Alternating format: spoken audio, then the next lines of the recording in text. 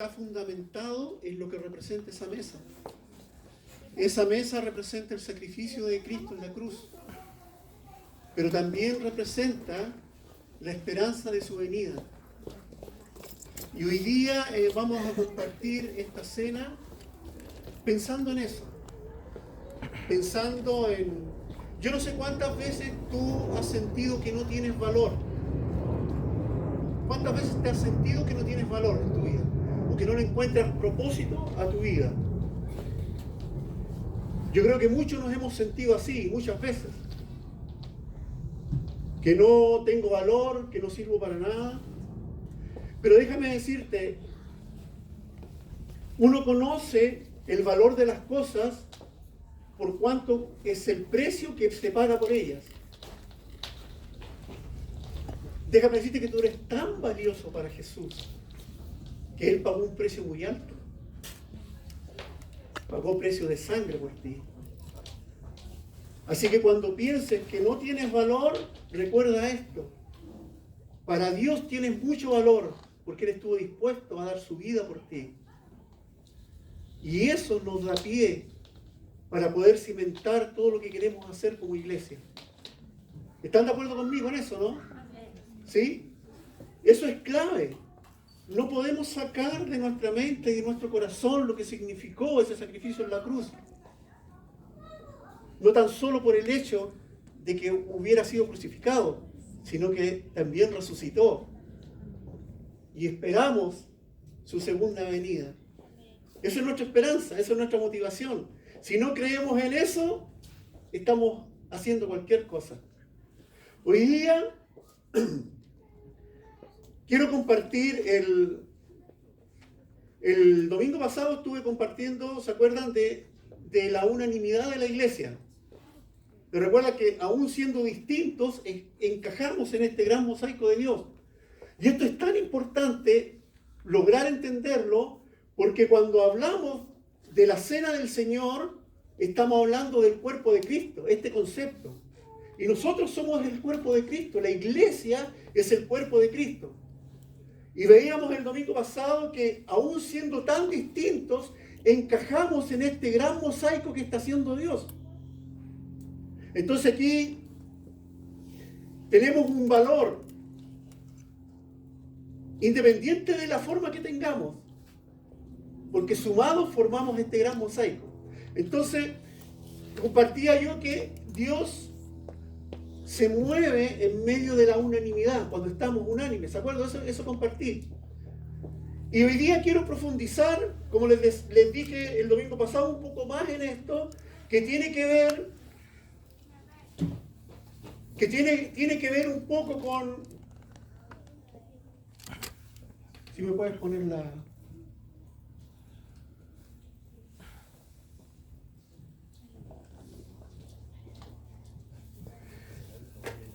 Hoy día quiero hablar, como les decía, Dios nos ocupa, a pesar de que somos distintos, pero el hecho de que seamos distintos también implica que debemos trabajar en forma ordenada. Una cosa es ser distintos, ¿cierto? Pero somos llamados a trabajar concertadamente. Dios obra en la concertación. Hablábamos el domingo pasado que Dios obra en la unidad, cuando estamos unidos. Dios obra en la concertación. No estoy haciendo ninguna alusión política por si acaso. ¿Ah? Van a entender esta palabra cuando le empiece a explicar. Pero Dios obra en una iglesia ordenada. Eso quiero decir, en una iglesia ordenada. Y puse esa palabra concertación,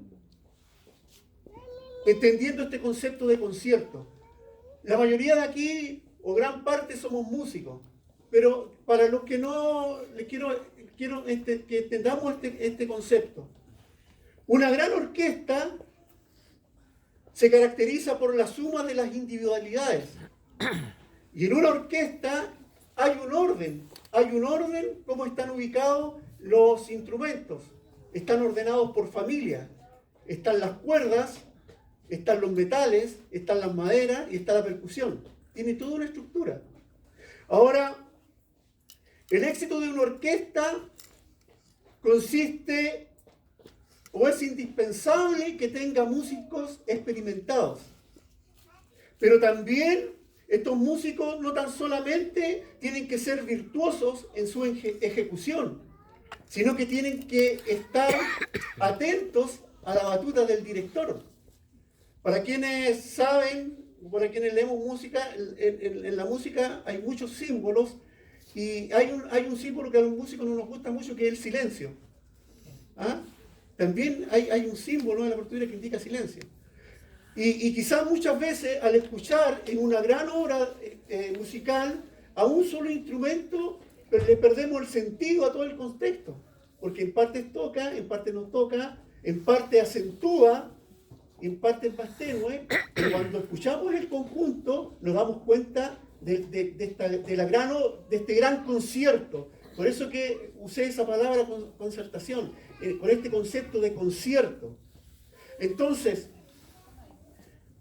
así como en una orquesta, en la iglesia hay distintos miembros que trabajando concertadamente producimos una buena melodía, por decirlo de alguna forma. Entonces aquí es tan válido lo que compartimos el domingo pasado, que a pesar de ser distintos, formamos parte de esta iglesia universal de Dios, aún siendo distintos. Pero no es tan solo el ser distintos, formamos parte, sino que tenemos que actuar, que implica acción de manera ordenada, de manera concertada. Como esta orquesta, donde el gran maestro es el Señor, ¿verdad? Y así como el Señor dice, bueno, ahora resaltas tú, ahora en silencio, ahora resalta acá, ahora todos juntos. Eso es lo que hace un director. Y le da el énfasis en cada momento de la obra musical. Entonces es tan clave entender esto, porque debemos disponer nuestras vidas para glorificar al Señor, poniendo a disposición de esta gran orquesta nuestros dones, nuestros talentos, y funcionar en forma concertada. Ese es el concepto de concierto. Hay una palabra y que dice en Efesios 4:16, está hablando de Jesús, y dice, de quien todo el cuerpo, bien concertado y unido entre sí por todas las coyunturas que se ayudan mutuamente. Miren lo interesante que dice aquí, según la actividad propia de cada miembro, recibe su crecimiento para ir edificándose en amor.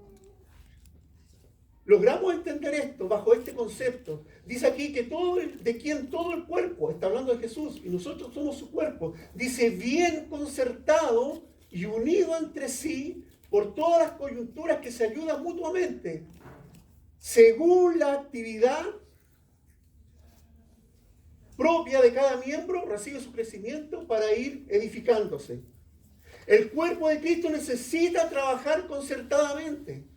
Y para esto, yo creo que puse el significado, la palabra escrita por Pablo, que dice concertado, tiene esta idea en el griego: unir estrechamente, organizar compactadamente, bien coordinado y bien unido.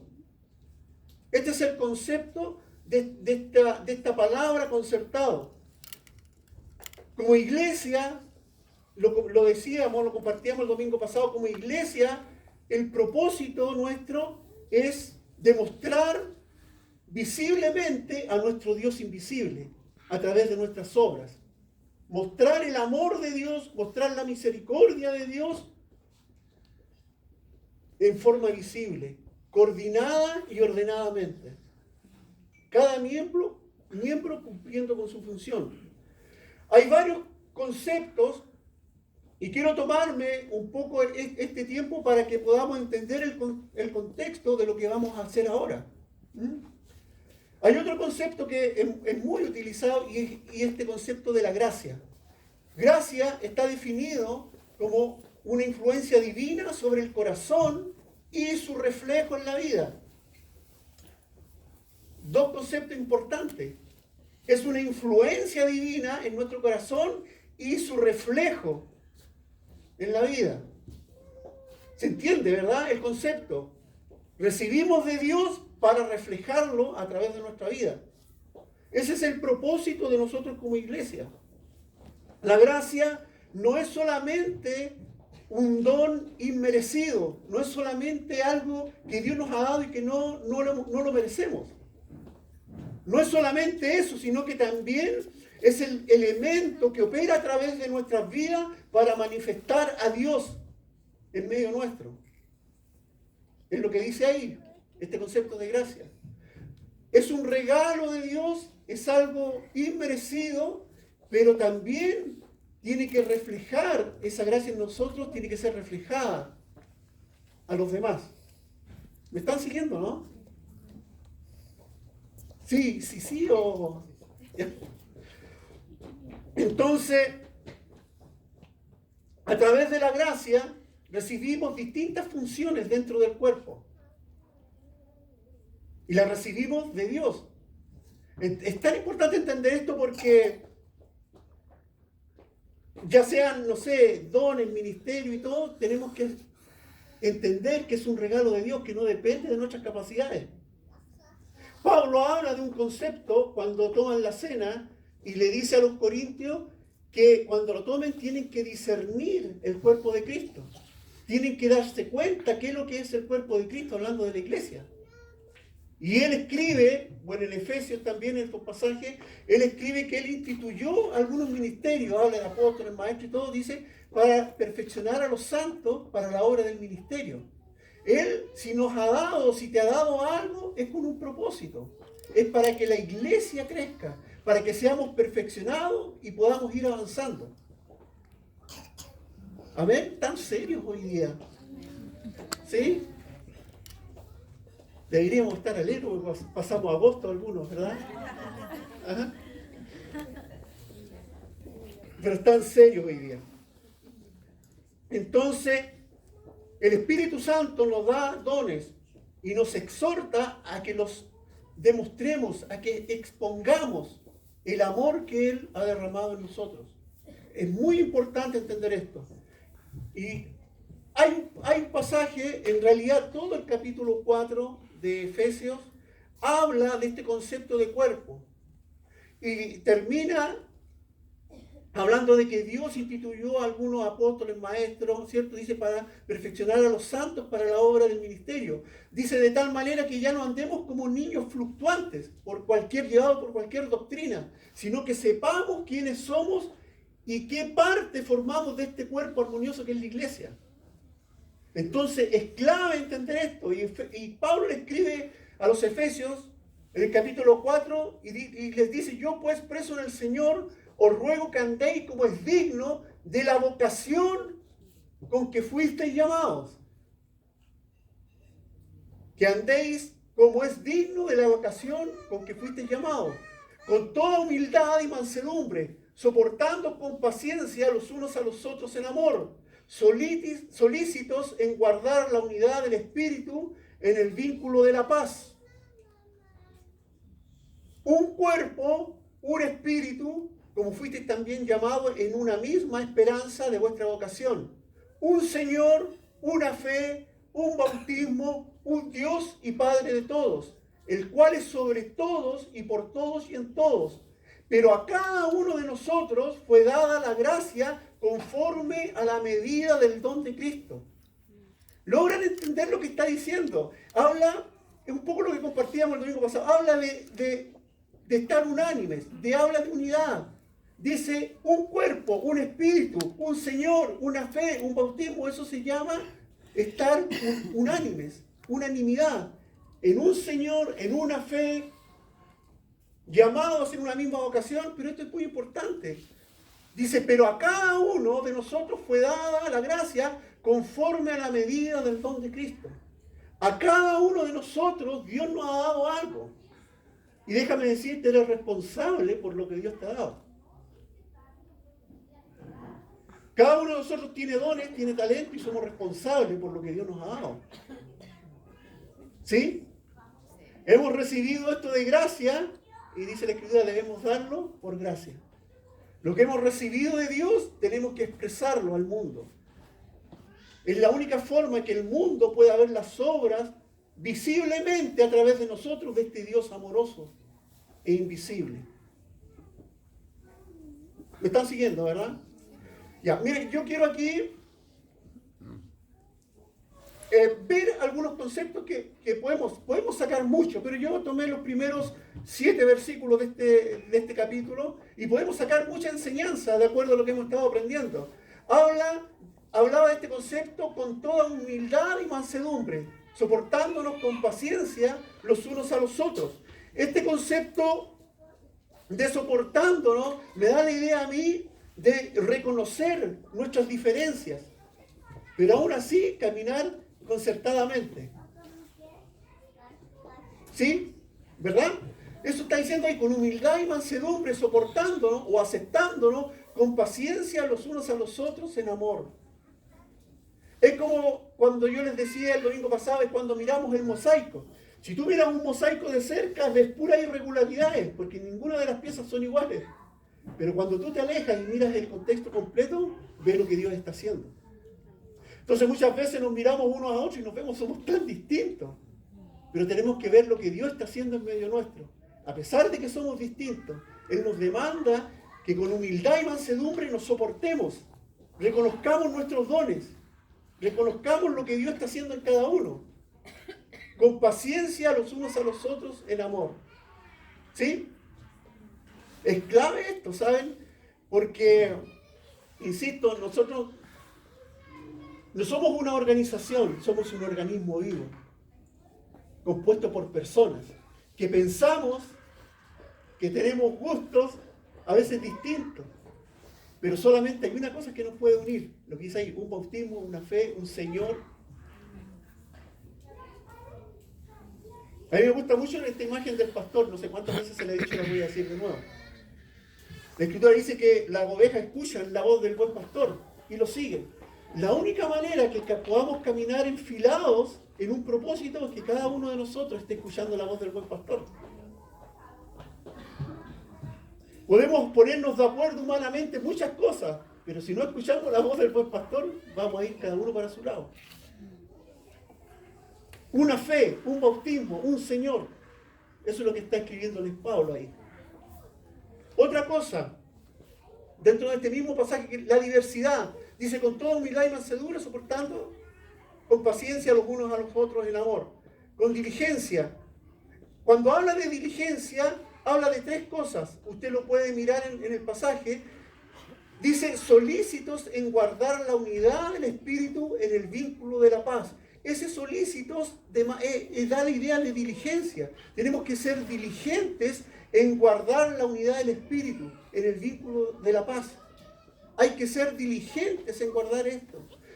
Eso quiere decir que esto no se da así, tenemos que nosotros cultivarlo. Las relaciones tenemos que nosotros cultivarlas.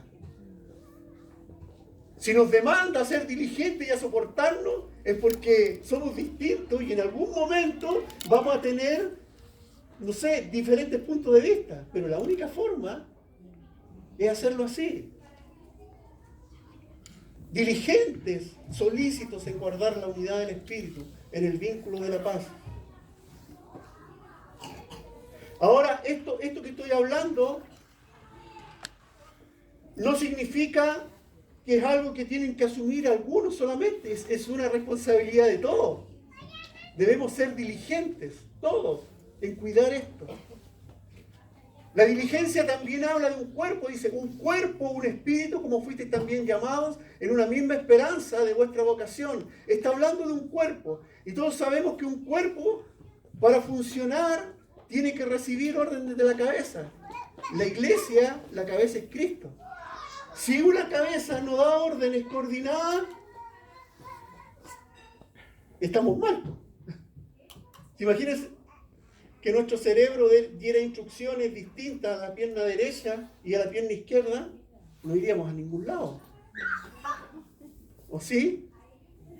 O que las instrucciones que da el cerebro de lo que estamos pensando en nuestra boca para que lo declaremos, bueno, a algunos de repente no nos funciona, ¿cierto? Nos llega mal información. Entonces sería un caos. Y la iglesia como cuerpo de Cristo tiene que estar coordinada por lo que está enviando la cabeza, que es Cristo. Por eso es tan importante, y volvemos a insistir, lo vamos a volver a repetir, cada uno de nosotros debe tener una conexión personal con Dios, porque es la única forma que nos podamos coordinar. No hay otra forma. No hay doctrina, no hay nada. Cuando las ovejas escuchan la voz del buen pastor, caminamos todos en un mismo propósito.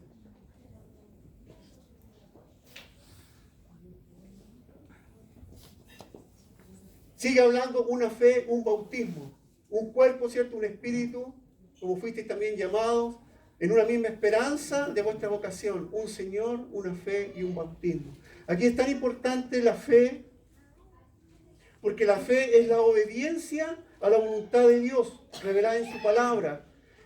La fe es tan importante cuando nosotros vamos a la Escritura, dice que la fe viene por el oír y el oír por la palabra de Dios. Es tan importante, tú no puedes vivir de la fe de otro. Te puedes alegrar por la fe, pero no puedes vivir por la fe de otro. Dios tiene una revelación para ti.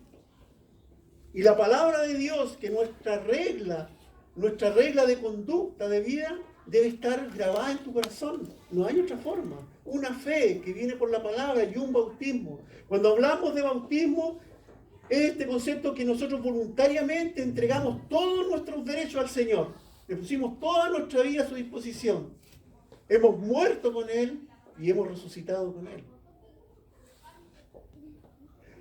¿Se dan cuenta cuando uno ve estas cosas? Uno logra entender este concepto de iglesia, no como una institución fría, sino como un organismo vivo, donde cada uno de nosotros es parte de este cuerpo. Cada uno, siendo distinto, con dones y talentos distintos, formamos parte de este gran cuerpo que es la iglesia de Cristo. Y ese es el significado importante que tiene cuando compartimos la cena del Señor. Fue Él el que instituyó la iglesia. Somos parte de su cuerpo. Entonces, me gustaría que, teniendo estos conceptos en mente, podamos orar y podamos reconocernos unos a otros. Yo sé que aquí hay algunos que no nos conocemos, nos vemos por primera vez, pero como decía Álvaro, yo no creo en las casualidades. Si Dios te trajo a ti es porque tiene un propósito. Pero yo quiero que podamos orar antes de compartir la cena, como decía Pablo, que podamos discernir el cuerpo de Cristo, que podamos discernir que somos más que personas distintas, que somos parte de un todo, que podamos discernir el valor que tiene cada uno de los que estamos acá. Y yo antes de que podamos tomar la cena me gustaría que pudiéramos orar. Y me gustaría que pudiéramos darle libertad a lo que Dios quiere hacer en medio nuestro. Y si sientes orar por alguien, ve sin temor y ora por alguien. Si sientes decirle una palabra a alguien, ve sin temor y hazlo. Eso es discernir el cuerpo de Cristo. Eso es discernir el valor que tenemos cada uno de nosotros. Pablo también escribe, cuando nosotros llegamos a entender, y más que entender, a vivir este concepto, dice que el cuerpo se duele cuando un miembro se duele. ¿O no? Y nos alegramos cuando alguien se alegra. Para vivir de esa manera, tenemos que estar estrechamente unidos. Yo no sé qué dificultad estás pasando. No sé qué problema estás viviendo. No sé qué anhelos o qué sueños tienes en tu vida. Pero yo creo que cuando formamos parte de esto, Dios cumple nuestros anhelos y nuestros propósitos. Porque aún lo que para ti a veces lo consideras como ajeno, lo que está pasando en tu vida lo consideras ajeno, al acontecer de la iglesia te aseguro que lo que estás viviendo también tiene un propósito. Por lo que Dios quiere hacer aquí adentro. Porque eres parte de un cuerpo, eres parte de lo que Dios está haciendo en este lugar. ¿Les parece si nos ponemos en pie? Y vamos a orar